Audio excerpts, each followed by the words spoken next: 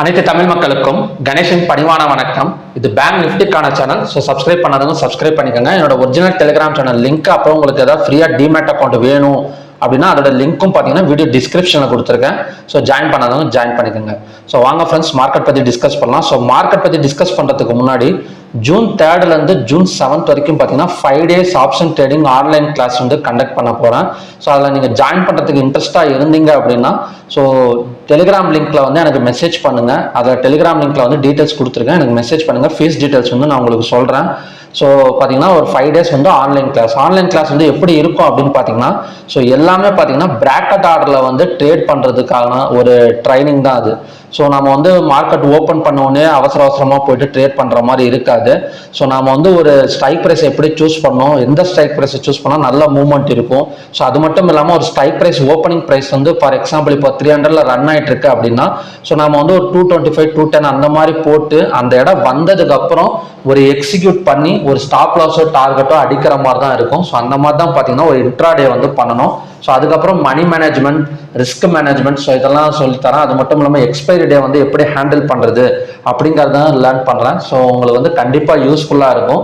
So class details வந்து Telegram சேனலில் கொடுத்துருக்கேன். ஸோ போய் பாருங்கள். என்னோட ஒரிஜினல் டெலிகிராம் சேனல் லிங்க் வந்து யூடியூப் வீடியோ டிஸ்கிரிப்ஷன், அதாவது இந்த வீடியோ டிஸ்கிரிப்ஷனில் வந்து இருக்கும். ஸோ கிளிக் பண்ணி நீங்கள் ஜாயின் பண்ணிக்கோங்க. ஸோ ஓகே ஃப்ரெண்ட்ஸ், வாங்க மார்க்கெட் பற்றி டிஸ்கஸ் பண்ணலாம். ஸோ மார்க்கெட் நாம் ஆல்ரெடி எதிர்பார்த்தது தான், கண்டிப்பாக வந்து ஒரு ரேலி மார்க்கெட் தான். அடுத்ததோட டார்கெட் வந்து 49,550 இல்லைனா ஒரு லாங் டேர்ம் டார்கெட் வந்து 50,800 அப்படின்னு சொல்லி நேற்று வந்து டிஸ்கஸ் பண்ணியிருந்தோம். ஸோ எக்ஸாக்டாக பார்த்தீங்கன்னா மார்க்கெட் வந்து இன்னைக்கு ஹையை கட் பண்ணிட்டு மார்க்கெட் வந்து ஒரு கிட்டத்தட்ட 49,052 வரைக்கும் போயிருக்கு. ஆனால் ஒரு என்ன சொல்றதுன்னா ஒரு 3 மணிக்கு 3 to 3:30 வந்து கொஞ்சம் வந்து ஒரு கிரிட்டிக்கல் சுச்சுவேஷனாக தான் இருக்கு மார்க்கெட்ல. ஒரு நல்லா போயிட்டு இருந்த மார்க்கெட் ஒரு 3 மணி கேண்டில் பார்த்தீங்கன்னா ஒரு நல்ல பெரிய ஸ்டாப் லாஸ் ஹண்டிங் மாதிரி தான் இருக்கு. ஸோ அது மட்டும் இல்லாமல் இன்னும் முந்தானேத்த பார்த்தீங்கன்னா ஒரு மே 22 நினைக்கிறேன், அதுவுமே பார்த்தீங்கன்னா ஒரு 3 மணிக்கு மேலே ஒரு 3 to 3:30 மணிக்கு ஒரு நல்ல ஒரு வாலட்டைல் வந்து கொடுக்குறாங்க. ஸோ அந்த இடத்துல மட்டும் ரீட்டைல் ட்ரேடர்ஸ் வந்து ஒரு ப்ராப்பரான ஸ்டாப் லாஸ் அண்ட் டார்கெட் போட்டு எக்ஸிட் ஆகிட்டு வெளியே வர்றது ரொம்ப ரொம்ப நல்லது. ஸோ ஏன்னா அந்த இடத்துலலாம் பார்த்தீங்கன்னா கண்டிப்பாக ஒவ்வொரு நாளுமே ஒவ்வொரு சென்செக்ஸ் ஏதாவது ஒரு எக்ஸ்பைரி டே வந்து இருக்கும். ஸோ அப்படி பார்க்குறப்ப இந்த 3 to 3:30 ஒரு சின்ன ஸ்ட்ரைக் ப்ரைஸ், அதாவது ஒரு 0.5 1 rupees ப்ரீமியம் ப்ரைஸ் எல்லாம் நல்லா மேலே கொண்டு வந்து ப்ராஃபிட் பண்ணுறதுக்காக இந்த வாலட்டிலிட்டி, இந்த மூமெண்ட் எல்லாம் நிறையா இருக்கும். ஸோ அந்த இடத்துல மட்டும் ஒரு ப்ராப்பரான ஸ்டாப் லாஸ் அண்ட் டார்கெட் வந்து போட்டுக்கோங்க. ஸோ கிட்டத்தட்ட ஒரு 3 நாளுமே அப்படி தான் இருக்குது. ஸோ நேற்றே பார்த்தீங்கன்னா ஒரு 3 மணி வரைக்கும் நல்லா போயிட்டு இருந்த கேண்டில் திடீர்னு பார்த்தீங்கன்னா அங்கேருந்து ஒரு ஸ்பைக் மாதிரி அடிக்குது. கிட்டத்தட்ட டக்குன்னு ஒரு கீழே வருது, ஒரு ஸ்டாப் லாஸ் ஹண்டிங் கொடுத்துட்டு மறுபடியும் மேலே கொண்டு போகிறாங்க. ஸோ ப்ராப்பராக ஓவராலாக பார்த்தீங்கன்னா ஒரு நல்ல ஒரு பை ட்ரெண்டில் தான் மார்க்கெட் போயிட்டு இருக்குது. இதோட டார்கெட் வந்து 49,550. ஸோ அது மட்டும் இல்லாமல் வீக்லியும் பார்த்தீங்கன்னா 2 வீக்ஸா ஒரு பாசிட்டிவ்ல தான் மார்க்கெட் வந்து க்ளோஸ் வச்சிருக்கிறாங்க. அதாவது லாஸ்ட் வீக்கை பொறுத்த வரைக்கும் ஸோ லாஸ்ட் வீக்ல பார்த்தீங்கன்னா +778 பாயிண்ட் வந்து பாசிட்டிவ்ல இருக்கு.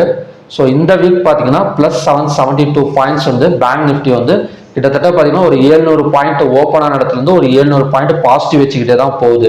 ஸோ இதில் பார்த்தீங்கன்னாலே தெரியும், அடுத்தது இந்த ட்ரெண்ட் லைனோட டார்கெட் வந்து 50,800 வரைக்கும் தாராளமாக வந்து கொண்டு வந்துருவாங்க. ஸோ அது மட்டும் இல்லாமல் என்னோட டார்கெட் வந்து 49,600 சொல்லியிருந்தேன். ஸோ அதுக்கு இன்னும் இன்னைக்கே பார்த்தீங்கன்னா அச்சீவாக இருக்க வேண்டியது. ஆனால் மார்க்கெட் வந்து ஒரு டார்டாய்ஸ் மூமெண்ட் மாதிரி போயிடுச்சு, ஒரு ஆம மூமெண்ட் அப்படிம்பாங்க. அதாவது ஓப்பன் ஆன இடத்துல இருந்து மெதுவாக மேலே ஏறி இருக்கு. ஆனால் மேலே தான் ஃபுல்லாக கால் ஆப்ஷன்ஸாக மேலே கொண்டு வந்திருக்கு. ஆனால் ப்ரீமியம் ப்ரைஸை டிகே பண்ண பார்க்குறாங்க. ஸோ கண்டிப்பாக மண்டே வந்து ஒரு கேப் அப்பில் ஓப்பன் ஆனால் அடுத்த டார்கெட் வந்து 49,550 வரைக்கும் நம்ம வந்து எதிர்பார்க்கலாம். ஸோ அந்த இடத்துல 49,550 போயிட்டு ஸோ அங்கேருந்து மார்க்கெட் கொஞ்சம் ஃபாலோ ஆகக்கூடிய ஒரு பாசிபிலிட்டி இருக்குது. ஏன்னா அது வந்து ஆல்ரெடி சொன்ன மாதிரி தான் ஆல் டைம் ஹை ரெசிஸ்டன்ஸ், அதாவது இதுக்கு முன்னாடி எடுத்த ஆல் டைம் ஹையை தான் வச்சு நம்ம வந்து ஒரு ரெசிஸ்டன்ஸ் வந்து ட்ரா பண்ணோம் நேற்று. ஸோ அதோட ரெசிஸ்டன்ஸ் வந்து பார்த்தீங்கன்னா 49,550. ஸோ ஓகே ஃப்ரெண்ட்ஸ், வாங்க கண்டிஷன்ஸ் டிஸ்கஸ் பண்ணலாம். ஸோ ரெசிஸ்டன்ஸ் ஆக்ட் ஆகக்கூடிய இடம் பார்த்தீங்கன்னா 49,130, பிவோட் பாயிண்ட் வந்து 48,900, சப்போர்ட் வந்து 48,730. இன்னைக்கு ஹை வந்து 49,052, லோ 48,644, ஓப்பன் இடம் பார்த்தீங்கன்னா 48,668, க்ளோஸ் வந்து 48,971. கிட்டத்தட்ட ஒரு 203 பாயிண்ட் மேலே தான் பார்த்தீங்கன்னா மார்க்கெட் வந்து க்ளோஸ் ஆயிருக்கு. ஸோ நம்மளுக்கு ஆல்ரெடி தெரியும் மார்க்கெட் வந்து ஒரு பையிங் ப்ரெஷரில் தான் பார்த்தீங்கன்னா மார்க்கெட் வந்து போயிட்டு இருக்கு. ஸோ அப்படி இருக்கிறப்ப குளோபல் மார்க்கெட்ஸும் இன்னைக்கு வந்து பார்த்தீங்கன்னா கொஞ்சம் வந்து பையிங் ப்ரெஷர் மாதிரி தான் தெரியுது. ஸோ அப்படி இருக்கிறப்ப கண்டிப்பாக ஒரு கேப் அப்பில் ஓப்பன் ஆகக்கூடிய ஒரு பாசிபிலிட்டி இருக்கு. ஸோ கேப் அப்பில் ஓப்பன் ஆனால் அடுத்த டார்கெட் வந்து 49,550 வரைக்கும் அந்த கால் ஆப்ஷன் ஹோல்டு பண்ணுங்க. சப்போஸ் கால் ஆப்ஷன் சைடு போனீங்கன்னா 49,550க்கு மேலே 215 minutes candle red colour candle form ஆனதுக்கு அப்புறம் புட் ஆப்ஷன் சைடு போனீங்கன்னா இந்த ரெசிஸ்டன்ஸ் அதாவது 49,000 வரைக்குமே வரதுக்கான ஒரு பாசிபிலிட்டி இருக்கு. இது வந்து ஃபர்ஸ்ட் கண்டிஷன். ஸோ ரெண்டாவது கண்டிஷன் படி பிட்வீன் ரெசிஸ்டன்ஸ் அண்ட் பிவோட்ல ஓப்பன் ஆச்சுன்னா ஸோ இந்த இதுக்கு க்ளோஸுக்கு மேலே ஓப்பன் ஆகிடும். ஸோ பிவோட் வந்ததுக்கு அப்புறம் ஒரு கால் ஆப்ஷன் சைடு போனோம்னா ஸோ அதோட டார்கெட் வந்து இந்த ரெசிஸ்டன்ஸ் ஃபர்ஸ்ட் டார்கெட்டை வச்சுக்கலாம். ரெண்டாவது டார்கெட் வந்து 49,550 வரைக்குமே வரதுக்கான ஒரு பாசிபிலிட்டி இருக்கு. ஸோ இந்த ரேஞ்சில் ஓப்பன் ஆகிறப்ப கண்டிப்பாக வந்து கால் ஆப்ஷன் ட்ரை பண்ணுங்க. ஸோ மேலே வரதுக்கான ஒரு பாசிபிலிட்டி இருக்கு. ஸோ மூணாவது பிட்வீன் பிவோட் அண்ட் ரெசிஸ்டன்ஸ்ல ஓப்பன் ஆனா ஸோ இந்த இடம் தான் பார்த்தீங்கன்னா கொஞ்சம் கேர்ஃபுல்லாக இருக்கணும். ஏன்னா மார்க்கெட் வந்து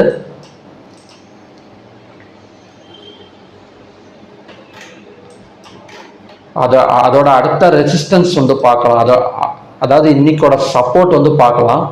இன்னைக்கோட சப்போர்ட் வந்து 48,000 இறங்கலை. கிட்டத்தட்ட பார்த்தீங்கன்னா 48,671 தான் இன்னைக்கு சப்போர்ட்டு. ஸோ அதே தான் பார்த்தீங்கன்னா 48,730 வரைக்கும் வருது. ஸோ இந்த இடத்துல ஓப்பன் ஆச்சுன்னா பிட்வீன் பிவோட் அண்ட் ஓப்பன் ஆச்சுன்னா அந்த லோ வந்ததுக்கு அப்புறம் 5 minutes candle green colour candle form ஆனதுக்கு அப்புறம் வந்து கால் ஆப்ஷன் சைடு போங்க. ஸோ அப்படி இல்லைன்னா புட் ஆப்ஷன் சைடு நாம எடுத்தே ஆகணும். அப்படின்னா இந்த ரெசிஸ்டன்ஸ் வந்தாதாங்க, அதாவது இந்த இடத்துல ஓப்பன் வச்சுக்கிட்டு ஸோ மார்க்கெட் மேலே வந்து இந்த ரெசிஸ்டன்ஸ் வந்ததுக்கு அப்புறம் புட் ஆப்ஷன் ட்ரை பண்ணுறது எனக்கு பெஸ்ட். ஏன்னா பிவோட் வரைக்கும் வரதில்லை, கொஞ்சம் மேலே வரைக்கும் வந்துட்டு ஸோ இந்த ரெசிஸ்டன்ஸ் வந்ததுக்கு அப்புறம் புட் ஆப்ஷன் ட்ரை பண்ணுங்க. அவசரப்பட்டு புட் ஆப்ஷன் வந்து ட்ரை பண்ணாதீங்க. ஏன்னா ஓப்பன் இன்ட்ரெஸ்ட்டும் சாதகமா இருக்கு. ஓப்பன் இன்ட்ரெஸ்ட்டும் பார்த்தீங்கன்னா கால் ஆப்ஷனுக்கு தான் ஃபுல்லாக சாதகமா இருக்கு. ஸோ மார்க்கெட்டை இன்னுமே பார்த்தீங்கன்னா கொஞ்சம் மேலே கொண்டு வந்து நிறுத்திடுவாங்க. 49,550 வரைக்கும் கொண்டு வந்து நிறுத்திட்டு ஸோ அந்த இடத்துல கொஞ்சம் வாலட்டில் எடுக்கிறதுக்கான ஒரு பாசிபிலிட்டி இருக்கு. ஸோ 3 கண்டிஷன் தான். கேப் அப்ல ஓப்பன் ஆனால் அடுத்த டார்கெட் 49,550. பிட்வீன் டிஸ்டன்ஸ் அண்ட் பிவோட்ல ஓப்பன் ஆச்சுன்னா பிவோட் வந்ததுக்கு அப்புறம் கால் ஆப்ஷன் எடுங்க. புட் ஆப்ஷன் எடுக்கிறதா இருந்தால் 49,550க்கு வந்ததுக்கு அப்புறம் புட் ஆப்ஷன் பார்த்துக்கலாம். மூணாவது பிட்வீன் பிவோட் அண்ட் சப்போர்ட்ல ஓப்பன் ஆச்சுன்னா இந்த லோ வந்ததுக்கு அப்புறம் 5 minutes candle green colour candle form ஆனதுக்கு அப்புறம் கால் ஆப்ஷன் சைடு போகலாம். இல்லை இந்த இடத்துல ஓப்பன் ஆகிறப்ப புட் ஆப்ஷன் எடுக்கணும் அப்படின்னா வெயிட் பண்ணி இந்த ரெசிஸ்டன்ஸுக்கு வந்தா புட் ஆப்ஷன் எடுங்க, இல்லைனா ட்ரேட் பண்ணாதீங்க. ஸோ ஓகே ஃப்ரெண்ட்ஸ், இதுதான் பார்த்தீங்கன்னா மண்டேக்கான கண்டிஷன். ஸோ ஸ்டாக்ஸ் பற்றி பார்க்கலாம். ஸ்டாக்ஸ் வந்து நேற்று வந்து 3 ஸ்டாக்ஸ் கொடுத்துருந்தேன். பிஎன்பி 127.80 வந்து ஒரு ரெசிஸ்டன்ஸ் அப்படின்னு கொடுத்துருந்தேன். ஆனால் டச் பண்ணலை. ஆனால் 125 வரைக்கும் கொஞ்சம் செல்லிங் ப்ரெஷர்ல தான் இருக்கு பிஎன்பி. ஸோ ரெண்டாவது ஸ்டேட் பேங்க் ஆஃப் இந்தியா 835.60 ஒரு ஸ்ட்ராங் ரெசிஸ்டன்ஸ் அப்படின்னு சொல்லியிருந்தேன். ஸோ அந்த இடம் டச் பண்ணிட்டு கிட்டத்தட்ட பார்த்தீங்கன்னா ஒரு 8 பாயிண்ட்ஸ் பக்கம் கீழே வந்திருக்கு. ஸோ இது வந்து பார்த்தீங்கன்னா சொன்னது நடந்திருக்கு. ஏன்னா ஸ்ட்ராங் ரெசிஸ்டன்ஸ் ஆல்ரெடி இது வந்து பார்த்தீங்கன்னா 835 கிட்டத்தட்ட 800 வரைக்கும் 35 பாயிண்ட்ஸ் பக்கம் டவுன் ஆயிருக்கு. ஸோ மூணாவது ஹெச்டிஎஃப்சி ஹையை கட் பண்ண அடுத்த டார்கெட் 1505 சொல்லியிருந்தேன். ஸோ எக்ஸாக்டா ஹையை கட் பண்ணிட்டு நேற்று ஹை வந்து 1495. ஸோ அதை கட் பண்ணிட்டு 1505 வரைக்கும் அதை தாண்டியே போயிருக்கு. இந்த இடம் ரெசிஸ்டன்ஸ் அப்படின்னு சொல்லியிருந்தா நான் கீழே வரல. ஸோ 1520 வரைக்குமே மார்க்கெட் வந்து போயிருக்கு. ஸோ மண்டே வந்து எந்த மாதிரி ஸ்டாக்ஸை வந்து நம்ம வந்து போர்ட்ஃபோலியோல வச்சு ட்ரை பண்ணலாம் அப்படின்னு பார்த்தீங்கன்னா ஃபர்ஸ்ட் ரெஃபர் பண்ணுறது ஃபெடரல் பேங்க், இல்லை bank of Baroda. So bank of Baroda 268 வந்து ரெசிஸ்டன்ஸாக இருந்தது. ஆனால் அது பிரேக் அவுட் பண்ணிட்டு இப்போ சப்போர்ட்டாக மாறி இருக்கு. ஸோ 268 வந்தால் பை பண்ணுங்க. அதோட டார்கெட் வந்து 270, 74 வரைக்குமே வரதுக்கான ஒரு பாசிபிலிட்டி இருக்கு பேங்க் ஆஃப் பரோடாவில். ஸோ ரெண்டாவது வந்து ஏயு பேங்க். ஏயு பேங்க் நல்ல ஒரு ரேலி ஆகிட்டு இருக்கு. ஸோ ஹையை கட் பண்ணா ஸோ தாராளமாக அடுத்த டார்கெட் வந்து 1632.40 வரைக்குமே வரதுக்கான ஒரு பாசிபிலிட்டி இருக்கு ஏயு பேங்க்ல. ஸோ மூணாவது வந்து ஸ்டேட் பேங்க் ஆஃப் இந்தியா லோவா கட் பண்ணா அடுத்த டார்கெட் வந்து 822. ஏன்னா நல்ல ஒரு ரெசிஸ்டன்ஸ் தான் இந்த இடம். ஸோ கண்டிப்பா வந்து இந்த இடம் ஒர்க் ஆனிச்சுன்னா ஸோ கண்டிப்பா அடுத்த டார்கெட் வந்து 820, 816 வரைக்குமே வரதுக்கான ஒரு பாசிபிலிட்டி இருக்கு லோவா கட் பண்ணலாம் எஸ்பிஐ பேங்கை பொறுத்த வரைக்கும். அப்படி இல்லாம மார்க்கெட் கொஞ்சம் மேல வந்து மறுபடியும் 835.60 வந்தாலும் தாராளமா செல் எடுக்கலாம்.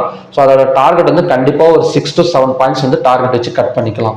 ஸோ 3 பேங்க் தான். பேங்க் ஆஃப் பரோடால வந்து 268 சப்போர்ட், எஸ்பிஐல லோவை கட் பண்ண செல் எடுங்க. அதே மாதிரி 835.60 மறுபடியும் வந்தாலும் செல்லு ட்ரை பண்ணலாம்.